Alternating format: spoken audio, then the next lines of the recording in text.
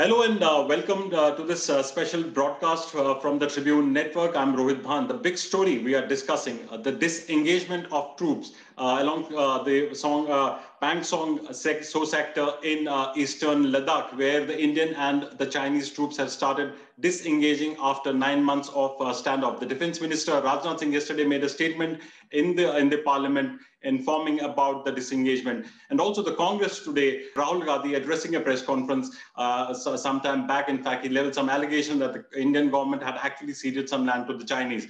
Joining me, my senior colleague Ajay Banerjee, who's been handling the defense beat and he's been following the developments along the line of control. Ajay, thanks for joining us. First, take us through the contours of this disengagement plan.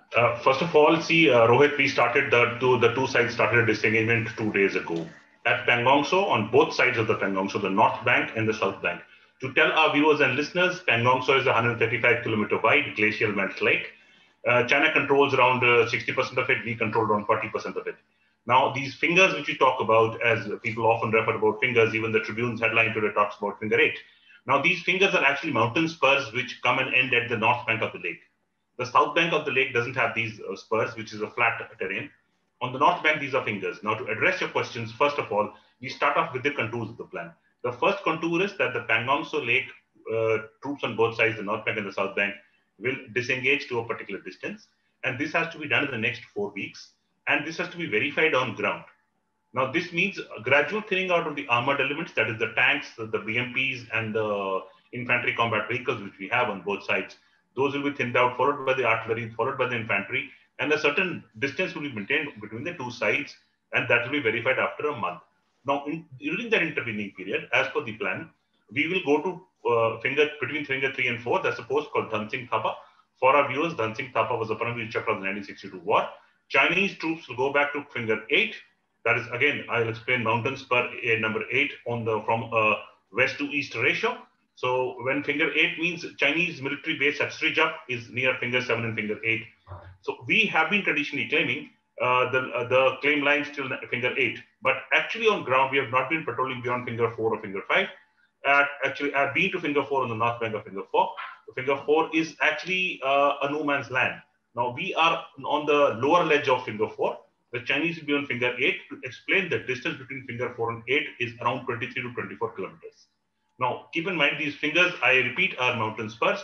On the south bank, we were on a dominating height called Kailash Heights, which overlooked the Chinese garrison at Moldo. Now, we will come down from that and Chinese will pull away from Moldo, further east from Moldo. Moldo is their garrison, Chushul is our garrison. So we'll pull back on both sides and after a month it will be verified. Now, to take you further into the second part of the plan, you see there are 6 or 7 patrolling points. All along the LAC, there is an 823-kilometer LAC in eastern Ladakh, starting from the east of Karakoram Pass and ending at Demchok in southeastern Ladakh. In 823 kilometers, there are 6 or 7 patrolling points in which there is a dispute over patrolling parties and also in Depsang. So these 2 points, the patrolling points and Depsang, will be discussed in the second phase. The Defense Minister Rajnath was very clear in the parliament yesterday, Rohit. And also, Ajay, to what extent do we trust the Chinese? If you've seen in the past also, the Indian defense establishment maintaining that there's been a trust deficit, that to what extent do you trust the Chinese? Now, how do we ensure that this disengagement plan goes through effectively? Are there, proper checks and balances which both sides have agreed upon? Oh, Rohit, very valid question. See, I was talking to the senior officials in the Ministry of Defense yesterday, and everybody is circumspect at the moment because, in the past also, in 62 also this happened. In Doklam, there was a give and take. And I mean a forward and backward location, not a give and take, I correct myself. And in this case also, this is just the first phase. As I'll quote the defense minister, yes, as what he said in the parliament. The defense minister was very categorical when he said, I quote, there are some outstanding issues with regards to deployment and patrolling at some other points.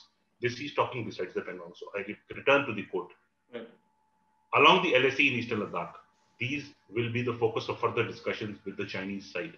Now, he's very categorical. These means, as I told you earlier, Depsang and the other part. From the Indian perspective, Depsang is very crucial because our crucial Shayok Daulat Beg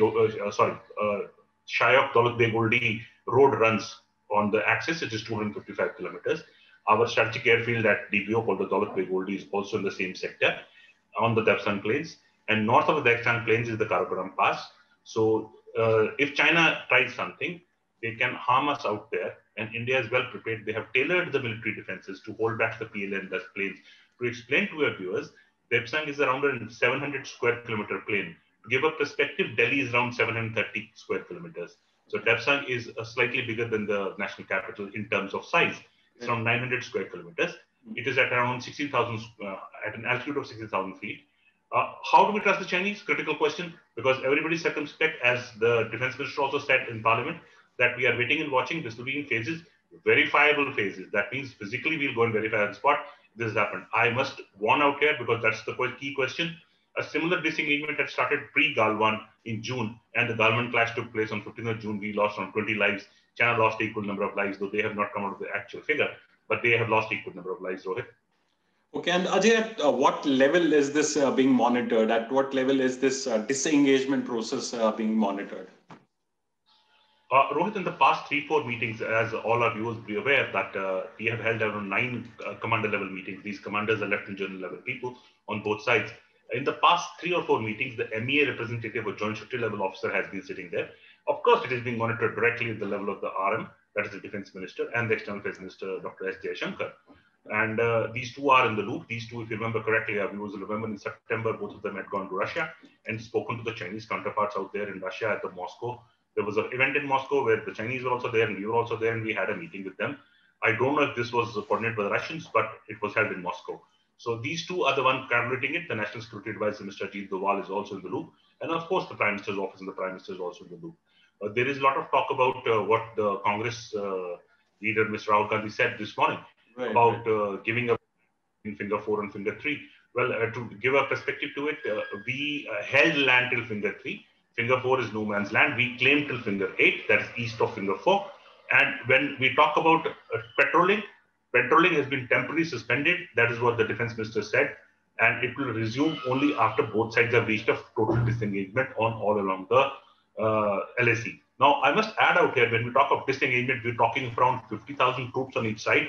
Rocket launchers, artillery guns, tanks, drones, everything. Fighter jets are stationed literally eyeball to eyeball.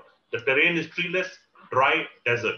There is no as such a feature on the ground which can distinguish one part to the other.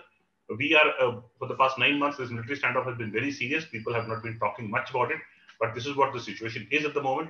But let's see how it pans out, Rohit. Time will only tell how it comes out. Okay. And also, Ajay, you've been speaking to senior defense officials, also the ministerial level. I mean, are they optimistic that the disengagement plan, which will span over a period of about a month or so, are they optimistic that everything will go on smoothly? Do you get a sense of that? Well, the first phase is for around 4 weeks. Right. That's Pangong Tso, North Bank and South Bank. And to give a perspective, Pangong Tso, both sides had around 6,000 to 7,000, 8,000 troops on both the banks. Besides the tanks, artillery guns, and armored vehicles, and beside the shoulder-fired weapons which were present there, besides fighter jets being just 30, 40 kilometers stationed behind, and helicopters being available literally on call. That was the knife's edge literally for the past 9 months. Now, it will tell after 3 or 4 weeks, we'll know whether a physical verification is on. The Indian Army representatives go into China. The Chinese representative will come and see. We'll also send, of course, drones to see what is actually on ground, because this terrain is such that you can't climb each peak. You will need some kind of eye in the sky. For that, drones will be used to check. Both sides will do that, of course, not just us. Both sides will do that. So there's some kind of trust will have to build up.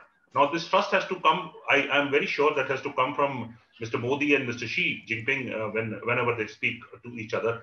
That kind of trust has to come in that, okay, yes, this is a decision been done. Let us go to the second part and the third part. That is as I told you, the patrolling points and the Depsang plains. Those are very critical if total peace has to be achieved. And I believe what yesterday's words of the defense minister were very critical. They have spoken about what is the India's plan. I'll repeat very shortly. The three key principles which India stressed about in the talks. I quote exactly. India stresses both sides to strictly respect the LAC. Second point, neither side should attempt to alter the status quo unilaterally. Third point, all pacts must be fully abided. To explain the pacts, please, this is the most important part. Since Prime Minister Narasimha Rao's visit in 1992 or 93, we had a series of pacts with China about how to maintain peace along the LAC. Now, these pacts were largely respected other than the small skirmishes in say Depsan 23, Doklam 27, or 2014 at Chumul. These were largely respected. There was no flare up. This time was totally different. There are shots being fired. People have been killed. There have been 3 or 4 physical clashes. We are on a knife's edge. These 3 points which I just repeated are very vital in maintaining the sanctity of the LAC. I must remind the viewers that the LAC is not demarcated from ground. It is 3,448 kilometers. It is entire LAC, I mean, from Karakoram Pass right to the far eastern Arunachal Pradesh. Eastern Ladakh has around 823 kilometers. This is not demarcated. Out of these, Eastern Ladakh is the most strategic part because that can cut across Jammu and Kashmir and also into Kargil, and also Siachen can be threatened by the collusive Chinese-Pakistan threat. That is the threat for India, Rohit. Okay, also, Ajay, considering the strategic importance of this LAC, there's been a political fallout. The Congress, as you mentioned just a while back, alleging that India has actually ceded land. What do you make out of it, these allegations? The point is, whose land? I'm not going to get into the political blame game of Mr. Gandhi or Mr. Modi, but I personally believe that what land are we talking about? There is no demarcation. There are, to give a very short answer, there is no LAC. Chinese gave a line in 1959. Mr. Chao En-lai came here, gave the line to Mr. Nehru. India rejected that line. Then China gave another line. This 1959 is actually given in March 1960. But scored the 1959 line because of the first proposal came at that given point of time. So we go to now March 1960. This line was proposed. India rejected a war. We started a forward policy actually in 1961. That means going ahead of the claim line. We started a forward policy. And China pushed us back in 1962. At some points, not all points. We were not pushed back at all the points. So 1962, there was a Chinese claim line of 1962. Then China went back to the same claim line of 59 in 1962 after the 1962 war. At some points, they went back eastwards. At other points, they did not go the full distance. So these gaps are the dispute of the LAC, which is called the differing perceptions of the LAC. Now, China is trying to enforce the 1959 line. We are trying to enforce the 1962 line, or even eastwards of that you go back to the original claims. Actually, all of them are false claims. There was never a line.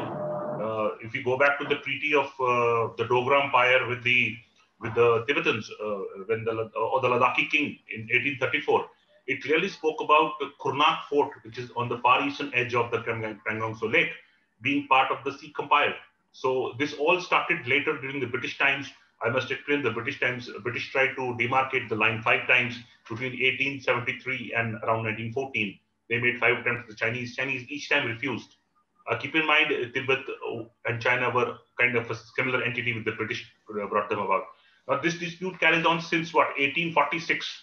So this is more than 175 years now, and this line is still not demarcated. So one should not assume that could be demarcated during time of Mr. Nehru or Mr. Modi or Mr. Rao or Dr. Manmohan Singh. That is the situation, Rohit.